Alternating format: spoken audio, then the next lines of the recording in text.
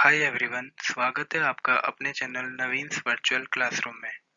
आज हम class 8th के चैप्टर 1 रेशनल नंबर्स का सेकंड पार्ट स्टार्ट करने के लिए जा रहे हैं।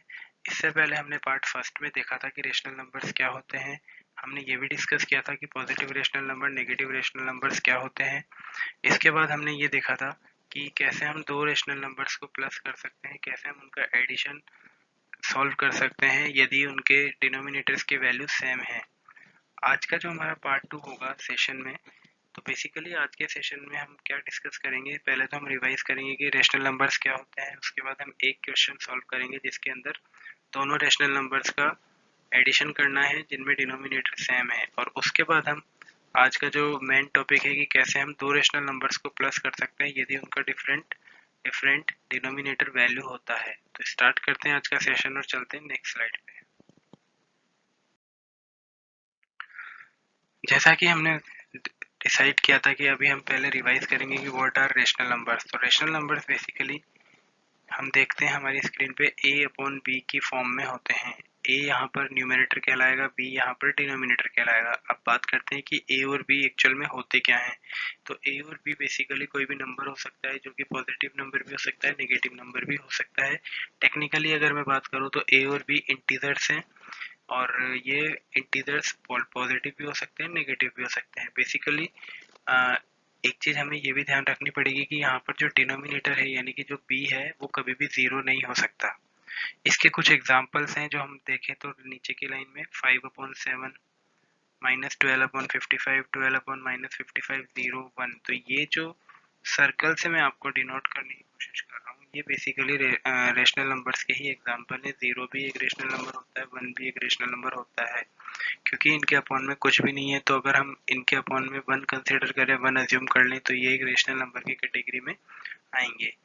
इसके बाद लाइन नंबर 2 में आप देखिए कुछ ऐसे नंबर्स लिखे हुए हैं जो रेशनल नंबर्स नहीं कहलाते बिकॉज इनमें जो डिनोमिनेटर वाला पार्ट है जिसको मैं एरो की मदद से आपको इंडिकेट कर रहा हूँ वो ज़ीरो है। यानी कि अगर किसी भी रेशनल नंबर किसी भी नंबर में डिनोमिनेटर वाला पार्ट अगर ज़ीरो होता है तो वो नंबर रेशनल नंबर नहीं कहलाता बिकॉज आप किसी भी न्यूमरेटर वाले नंबर को ज़ीरो से डिवाइड नहीं कर सकते। ये अभी तक डिफाइन नहीं किया गया है, इस वजह से हम कह सकते हैं कि यदि किसी रेशनल नंबर में डिनोमिनेटर की वैल्यू ज़ीरो है तो उसको हम प्रॉपरली रेशनल नंबर नहीं कह सकते। तो ये था हमारा रेशनल नंबर का रिवीजन। अब हम चलते हैं नेक्स्ट स्लाइड पे। Addition of two rational numbers, जो हमारे स्लाइड का जो मेन टॉपिक है अभी, addition of two rational numbers. तो सबसे पहले देखते हैं कि रेशनल नंबर्स में 11/13 और 10/13 को हमें ऐड करना है। तो यहाँ पर जो सोचने वाली बात है, जो समझने वाली बात है वो ये है कि डिनोमिनेटर दोनों में सेम है यानी कि 13 है। तो अगर हम डिनोमिनेटर सेम है और उस टाइम पे अगर हमें रेशनल नंबर्स को प्लस करना है तो उसके लिए बड़ा ही सिंपल रास्ता है। सबसे पहले आपको क्या करना है, 11/13 प्लस 10/13 जो हमने एंड को रिमूव करके यहाँ पर हमने दोनों रेशनल नंबर्स के बीच में प्लस का सिंबल लगाया। अब हमें क्या करना है, क्योंकि दोनों डिनोमिनेटर 13 है तो 13 को एज अ कॉमन डिनोमिनेटर हमने लिया और 11 प्लस 10 हमने स्ट्रेट फॉरवर्ड न्यूमरेटर वाली पोजीशन पे लिख दिया है। तो 11 प्लस 10 इज इक्वल टू 21। तो हम देख सकते हैं कि 11/13 प्लस 10/13 का जो रिजल्ट आया 11 प्लस 10/13 यानी कि अल्टीमेटली ये 21/13 के बराबर हुआ। तो इस तरीके से जब हम दो रेशनल नंबर्स को प्लस करते हैं जिनके डिनोमिनेटर सेम है तो वो हमारे लिए बड़ा ही इजी होता है। अब हम चलते हैं नेक्स्ट क्वेश्चन में और देखते हैं कि वहाँ पर हमारे लिए क्या टास्क गिवन है। अब हमारे पास एक ऐसे दो रेशनल नंबर्स हैं जिनका डिनोमिनेटर जो है डिफरेंट है। आप देख सकते हैं हमें प्लस करने के लिए कहा गया है 5/9 और -2/3 को। तो हम देखते हैं कि here denominators are 9 and 3 in the given rational numbers. तो जब डिनोमिनेटर डिफरेंट होते हैं किसी दो रेशनल नंबर्स के तो सबसे पहले हमें एक नई कैलकुलेशन करनी पड़ेगी, नई टर्म फाइंड आउट करनी पड़ेगी जिसे हम बोलते हैं एलसीएम। तो सो कैलकुलेटिंग एलसीएम ऑफ 9 एंड 3। अब बात आती है कि एलसीएम हमें 9 और 3 का कैलकुलेट करना पड़ेगा बिकॉज 9 और 3 डिनोमिनेटर पोजीशन पर है। तो 9 और 3 का एलसीएम कैलकुलेट करने के लिए हमारे पास जो प्रोसेस है वो आपकी स्क्रीन पे एक टेबल पे देखेंगे आप।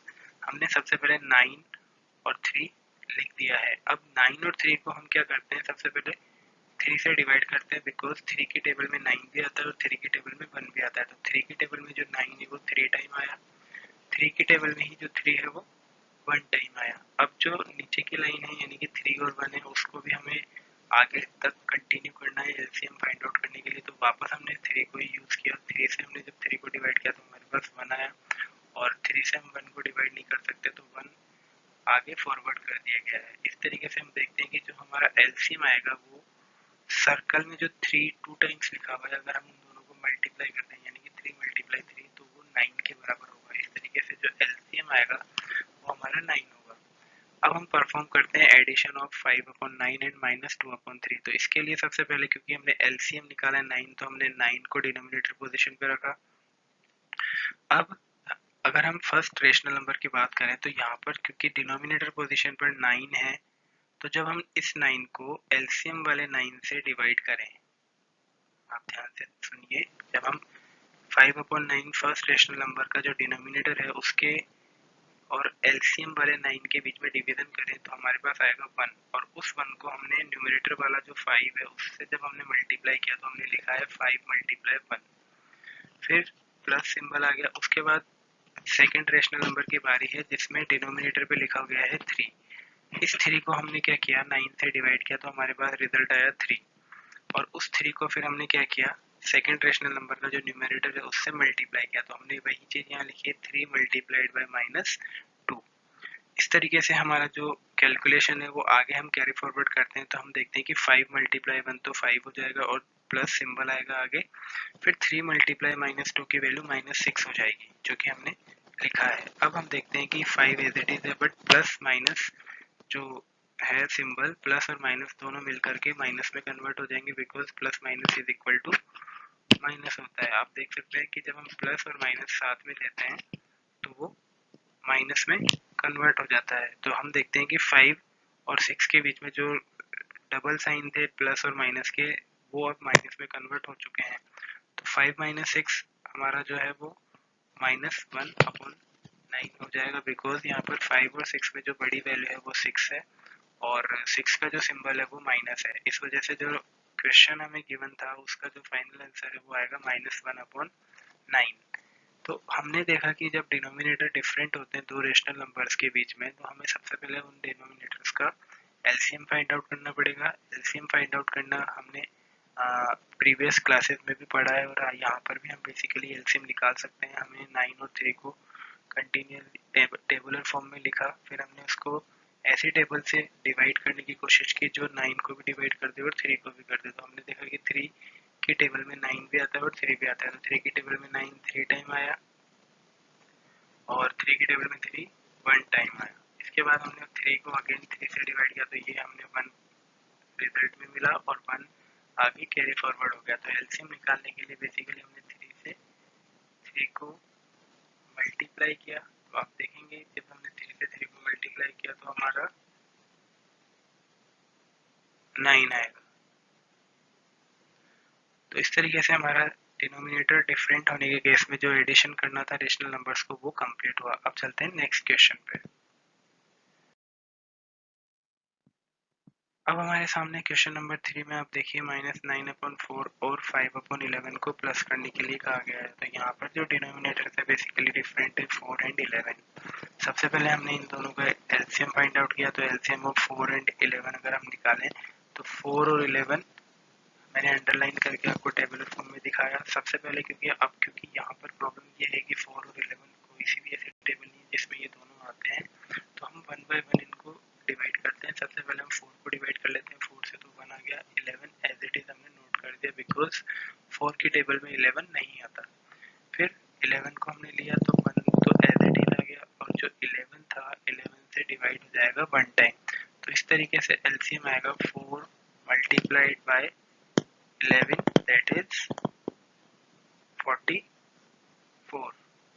तो हमने देखा LCM of 4 and 11 is equal to 4 multiply 11 that is 44।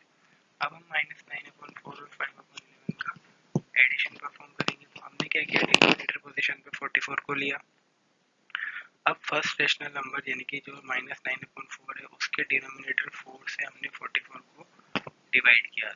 तो 4 से जब हम 44 को डिवाइड करेंगे तो 11 आएगा, बिकॉज जब हम 44 को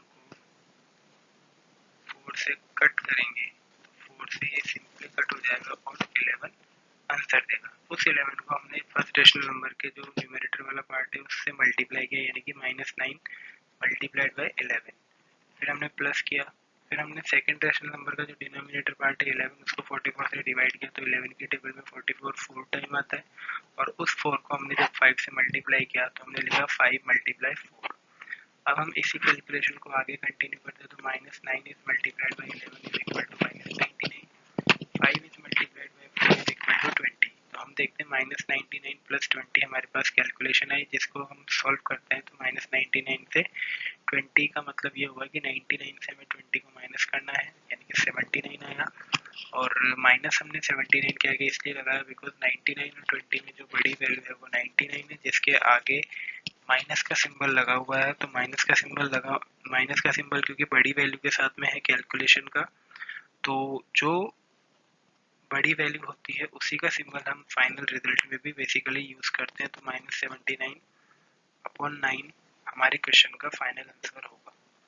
इस तरीके से हमारा क्वेश्चन नंबर 3 भी कंप्लीट हुआ, जहाँ पर हमने ये देखा कि कैसे हम दो रेशनल नंबर्स को प्लस कर रहे हैं जिनका डिनोमिनेटर डिफरेंट है। अब चलते हैं नेक्स्ट स्लाइड पे।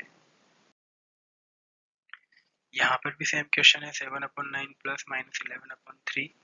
तो यहाँ पर आप देखेंगे कि डिनोमिनेटर अगेन डिफरेंट है, 9 एंड 3। तो 9 और 3 का हमने एलसीएम निकाला, तो 9 और 3 का एलसीएम हम देखते हैं कि 3 मल्टीप्लाई 3 हो जाएगा, बिकॉज जो डिवीजन करने वाली जो दो वैल्यूज थी, दो टेबल हमने ली थी, 3 3 ही आ रही है हमारी। और एलसीएम जो हमने निकाला वो 3 मल्टीप्लाई 3 यानी कि 9 हो गया। फिर हमने दोनों को रेशनल नंबर को प्लस करना है, तो इसके लिए हमने डिनोमिनेटर वाली पोजीशन पे एलसीएम का आंसर रखा। फिर 9 से जब हमने 9 को डिवाइड किया तो 1 आया, 1 से हमने 7 को मल्टीप्लाई किया, तो आप देख सकते हैं हमने लिखा है 7 मल्टीप्लाई 1।